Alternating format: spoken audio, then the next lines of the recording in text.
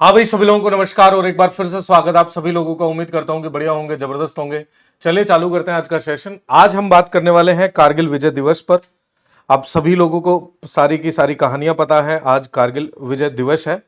और आज हम बात करेंगे ऑनरिंग ब्रेवरी, सेक्रीफाइस और पेट्रियटिज्म के बारे में बात करेंगे।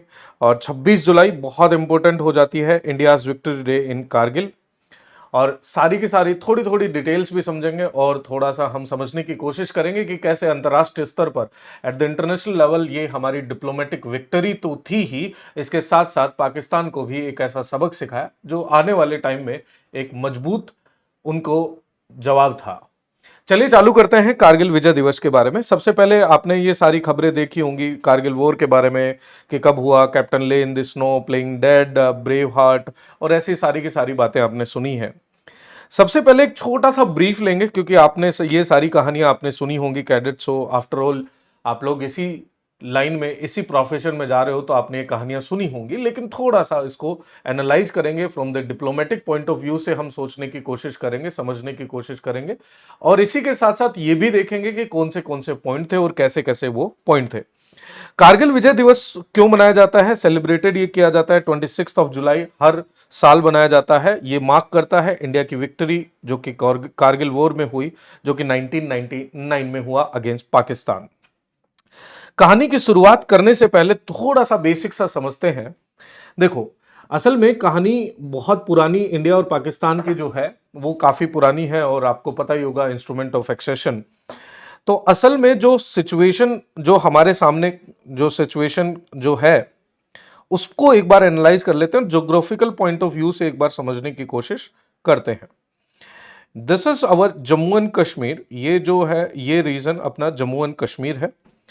जैसा कि आप सबको पता होगा कि भाई यहां पर एक लाइन है, this is line of control. ये जो है this is line of control और यहां आ जाता है सियाचिन ग्लेशियर।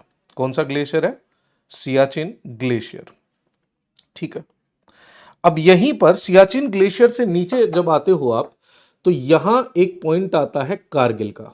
कौन सा पॉइंट है दोस्त? कारगिल का पॉइंट। मैं आपको ज्योग्राफिकल पॉइंट ऑफ व्यू से एक बार थोड़ा सा समझाने की कोशिश कर रहा हूं, थोड़ा समझिएगा। अब कारगिल के पास यहां हुआ यूं कि ये कहानी है मई की, मई 99 की। अब 99 वैसे भी इंपॉर्टेंट है क्योंकि उस समय जो हमारे प्रधानमंत्री थे अटल बिहारी वाजपेयी साहब थे। अटल बिहारी वाजपेयी साहब उस समय भारत के प्रधानमंत्री थे और फरवरी में ही उन्होंने एक बस यात्रा करी थी, बस यात्रा करी थी पाकिस्तान के साथ और पाकिस्तान के, और वहां जाकर एक लाहौर एक लाहौर एग्रीमेंट साइन किया था, लाहौर एग्रीमेंट। तो सब कुछ बढ़िया चल रहा था, लग रहा था कि भारत और पाकिस्तान दोस्ती के नजदीक आ रहे हैं। लेकिन कारगिल के ऊपर अगर थोड़ा सा जाएंगे तो यहां पर एक बटालिक करके जगह है, बटालिक करके एक पोजीशन है। यहां पर मैं आपको बता देता हूं, ये वाला पॉइंट बटालिक पॉइंट, यहां पर बटालिक। ठीक है। अब यहां हुआ यूं कि 3 मई की कहानी है, 3 मई को, 3 मई को, 3 मई को एक सेफर्ड है यहां पर, ताशी नामग्याल। क्या नाम है? ताशी नामग्याल। ताशी नामग्याल की यहां पर याक खो जाती है, याक खो गई उनकी। तो वो अपने कुछ दोस्तों के साथ, कुछ अपने दोस्तों के साथ निकल जाते हैं अपनी याक को ढूंढने के लिए। तो जब वो रात को देखते हैं तो यहां पर कुल 6 लोग उन्हें दिखाई देते हैं। 6 लोग यहां पर, 6 लोग यहां पर कुछ बंकर बना रहे थे, 6 पीपल। तो ताशी नामग्याल को ये कंफर्म हो गया कि ये इंडिया के तो नहीं है, तो उन्होंने अपनी नियरेस्ट पोस्ट जो इंडियन आर्मी की थी उसे ये उन्होंने बताई ये कहानी और उन्होंने कंफर्म करी। जब कंफर्म करते हैं तो पता ये चलता है, हमें ये पता ये चलता है कि ये जो पूरा रीजन था, यहाँ 3-4 इंपॉर्टेंट रीजन्स है।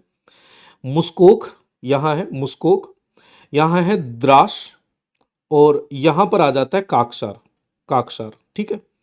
यहां से यहां तक इन्होंने लाइन बना ली थी, अपने बंकर्स बना लिए थे। ये सारी खबर हमें पता चल गई।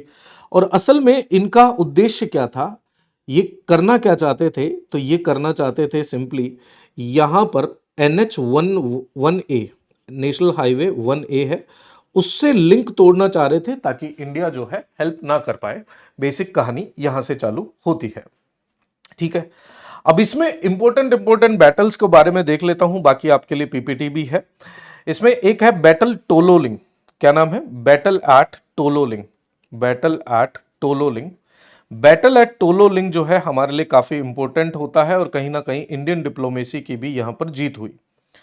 इंडियन आर्मी तो काम कर ही रही थी, लेकिन इसके साथ साथ इंडियन आर्मी के साथ साथ इंडियन एयरफोर्स भी आ जाती है और कहते हैं कि इंडियन एयरफोर्स ने यह सुझाव दिया कि हम पाकिस्तान के अंदर जाकर वहां पर बम्बार्डिंग करते हैं, लेकिन उसमें अटल बिहारी वाजपेयी साहब ने, जो कि बिकॉज डिप्लोमेटिक रीजंस बाकी कंट्रीज को और भी हमारे साथ लाना था, इसलिए ये मना कर दिया गया। लेकिन बैटल एट टोलोलिंग जो था वो एक इंपॉर्टेंट टर्निंग पॉइंट माना जाता है कारगिल वॉर में। अब यहां पर समस्या क्या थी? समस्या ये थी कि जो ये पाकिस्तानी साइड जो है, यहां से पहाड़ ऐसे हैं और इधर इंडिया की साइड इस तरीके से है। तो बैटल एट टोलोलिंग पर ये 60,000 फीट की ऊंचाई पर ये सिचुएटेड है। तो इधर से इंडियन आर्मी है।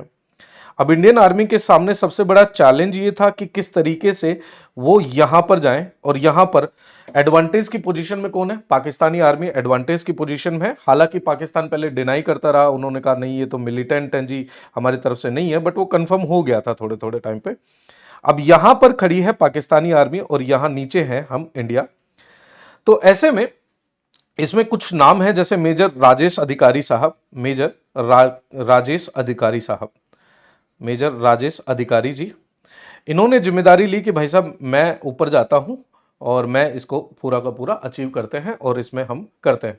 अधिकारी साहब ने यह भी बताया कि भाई अच्छा, इसके अंदर एक और है captain Ajit. Captain Ajit, captain Ajit के सामने ये चैलेंज था कि भाई किस तरीके से ऊपर जाएं। तो उसमें मेजर अधिकारी राजेश अधिकारी ने ये जिम्मेदारी ली थी। कैप्टन अजीत ने ये डिसाइड करा था कि मैं जो यहां पर, क्योंकि चढ़ने पर जब आप इतनी ऊंचाई पर चढ़ते हो तो आपको वजन जो है, जो थोड़ा भी वजन है वो काफी किलो में बदल जाता है। जैसे इसमें बारे में कहा जाता था कि 1 किलोग्राम वजन अगर हम साथ में बढ़ा रहे हैं, इंडियन आर्मी का ये कहना था कि 1 ग्राम भी अगर हम वजन हमारे पास एक्स्ट्रा कर रहे हैं तो उसका 1 किलो वजन जितना इंपैक्ट आ रहा है।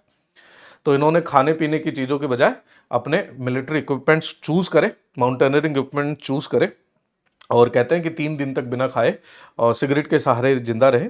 और मेजर अधिकारी साहब ने ये क्लाइंब करने की बात करी। फिर आगे आते हैं लेफ्टिनेंट योगेश कुमार। असल में चैलेंज ये था कि भाई अब यहां पर जो वॉर है, लगातार शेलिंग पाकिस्तान की तरफ से, इधर से भी शेलिंग हो रही है पाकिस्तान की तरफ से, और यहां उनके वो एडवांटेजेस पोजीशन पर हैं, वो हमें सिचुएशन दिख ही रही है।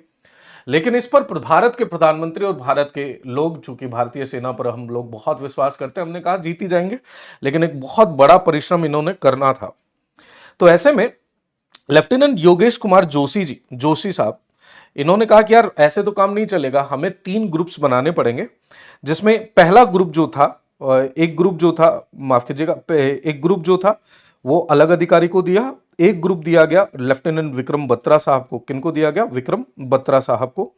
और विक्रम बत्रा साहब का कोड नेम था आपका शेर शाह। ठीक है, उस पर जाकर आगे एक मूवी भी बनी, शेर शाह। ठीक है, और इस तरीके से दो तरफ से ये पहाड़ को चढ़ने लगे। जिस दिन चांदनी रात नहीं होती थी। और एक और पॉइंट मैं बता देता हूं, द्रास जो है यहाँ कोल्ड है, और ये है आपकी ठंड, ठंड चालू हो चुकी थी, और यहाँ -5 डिग्री से -11 डिग्री तक का टेम्परेचर होता है। तो ऐसे में ऐसी रात चुनी जाती है जिस रात को बहुत अंधेरा हो, बहुत ज्यादा वहां पर सूर्य चमक नहीं रहा हो। इस तरीके से आगे बढ़े, और वो सारी की सारी कहानी आपको पता ही है। इसमें योगेंद्र सिंह यादव साहब भी का भी एक इंपॉर्टेंट रोल है। वो जीवित रहे थे और उनको फिर आगे चलकर पुरस्कार भी मिला था, हॉस्पिटल में वो एडमिट हो गए थे। ये सारी पूरी कहानी आपको पता ही है। और फिर इसके अंदर टाइगर हिल का भी एक आता है, लास्ट में हमने टाइगर हिल भी कैप्चर कर ली, बाकी कहानियां आपने सुन रखी हैं। तो एक बार ब्रीफ ओवरव्यू देख लेते हैं कारगिल वॉर का। कब से कब लड़ा गया था? मई से जुलाई 1999 में कारगिल डिस्ट्रिक्ट जो है लद्दाख के अंदर पड़ता है, वहां पर लड़ा गया था। पाकिस्तान आर्मी और मिलिटेंट ने high altitude Indian post during winter, सर्दियों के दौरान उसे कर लिया था, और इसके लिए चलाया गया था ऑपरेशन विजय। अच्छा, एक चीज याद रखना, ऑपरेशन इसमें पाकिस्तान ने जो ऑपरेशन चलाया था उसका नाम था ऑपरेशन बद्र। ठीक है, बेसिकली उनका काम क्या था कि नेशनल हाईवे नंबर 1A जो है इसको ऊपर शेलिंग करते हैं अच्छे खासे से, और कनेक्टिविटी तोड़ देते हैं इंडियन आर्मी की, और कैप्चर कर लेते हैं LOC से आगे वाला रीजन भी। ठीक है, हाँ जी। अब इसमें कहानी में वॉर एंडेड डिसाइसिव एक विक्ट्री हुई, ऐसा नहीं कि वो भी क्लेम कर सकते हैं। 26 जुलाई 1999 को हमारी एक डिसाइसिव जीत हुई थी। यूनिक एस्पेक्ट की अगर मैं बात करूं तो यूनिक एस्पेक्ट मैंने बताया था कि जो युद्ध लड़ा गया था मैदान में नहीं लड़ा गया था, 16 से 18,000 फीट की ऊंचाई पर यह लड़ा गया था। One of the highest altitude war ever, यानी कि सबसे ऊंचे लड़े गए युद्धों में से एक है। यहाँ टेम्परेचर -10 डिग्री से भी नीचे चला जाता है, जो कि इस वॉर को और भी चैलेंजिंग बनाता था। और भारतीय सेना के जो सोल्जर्स थे उनके एंड्योरेंस की यहाँ पर टेस्टिंग थी। Supplies and evacuations were executed under extreme conditions, और यहाँ जितने भी सप्लाई और इवैक्यूएशंस हुए वो एक्सट्रीम कंडीशंस में हुए, इसीलिए इसकी सफलता हमें एक अलग कहानी सुनाती है। ड्यूरेशन नियरली 60 डेज हुआ। आर्टिलरीज जो हुई 5,000 के करीबन shells, bombs and rockets fire daily किए गए by Indian forces. Indian air force का जो रोल था यहां पर चलाया गया ऑपरेशन सफेद सागर, जो कि एक जिसमें जो पायलट्स थी, पायलट जो थे उनको सिर्फ और सिर्फ एक सप्ताह की ट्रेनिंग दी गई थी, और बाद में रिजल्ट आपके सामने है। कम्युनिकेशंस अलग अलग करे गए, रेडियो जैमिंग भी हुई हाइट्स पर, और इंटरनेशनल डायनेमिक्स में यूएस और इसराइल ने क्रूशियल इंटेलिजेंस और इक्विपमेंट सपोर्ट दिया।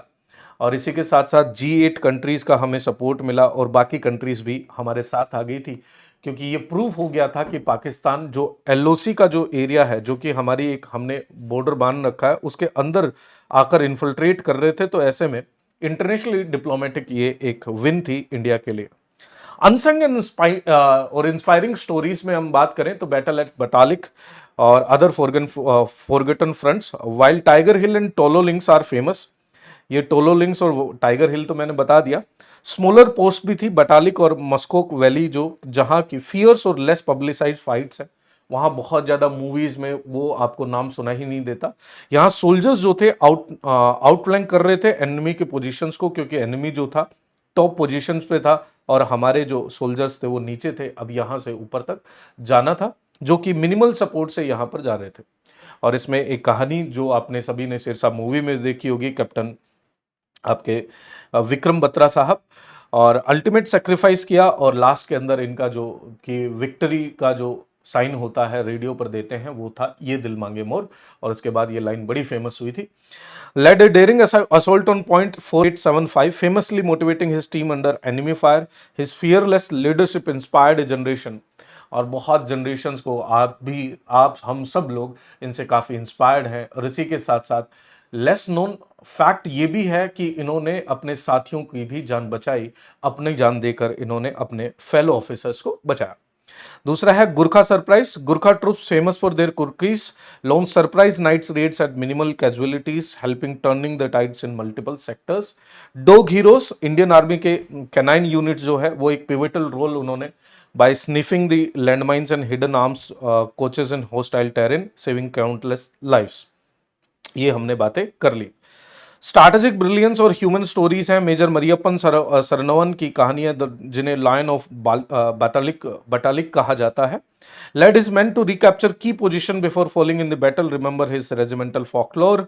और civilian from local Ladakhi village provided intel assistance, risking their lives for the national pride, यानी कि देश के प्राइड के लिए, देश के सम्मान के लिए यहाँ पर जो सिविलियंस थे उन्होंने भी इंटेलिजेंस और बाकी सपोर्ट यहाँ पर प्रोवाइड कराया।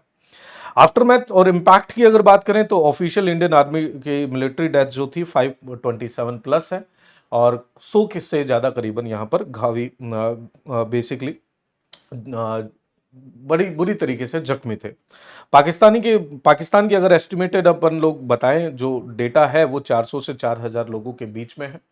Thousands of civilian both side were displaced, और काफी लोगों को यहाँ पर बहुत सारी चीजों का सामना करना पड़ा सिविलियंस को। How India remembers rattling and memorial at Kargil war memorial, Drass Drass के अंदर कारगिल वॉर मेमोरियल है। अब कभी भी लद्दाख या लेह की आप ट्रिप पे जाएं तो जरूर ये ये देखने लायक, एक यहाँ पर अलग ही आपको फील होता है। You will feel national pride और नेशनलिज्म, और राष्ट्र के प्रति आपका जो डेडिकेशन है वो कई गुना यहाँ पर बढ़ जाता है। यू सी कि भाई कितना, जो आम जीवन में हम फौजियों को बहुत नॉर्मली ले लेते हैं, इतना नॉर्मल नहीं होता। When a situation of war like occurs, the person who rescues us, the person who protect us are these basically people, nationwide school programmes, parades और एग्जीबिशंस होते हैं। फैमिलीज ऑफ मार्टिर ऑनर्ड की जाती हैं। Inspiration films और books और documentaries इन कहानियों को जिंदा रखी हैं। मैंने भी थोड़ी सी एक कहानी बताई और कुछ अनसंग हीरोज की चर्चा आपके सामने करी। आपको कहानी कैसे लगी जरूर बताइएगा। Jai Hind and never forget the spirit of Kargil. मिलता हूं अगले सेशन में। Bye bye. जय हिंद, जय भारत।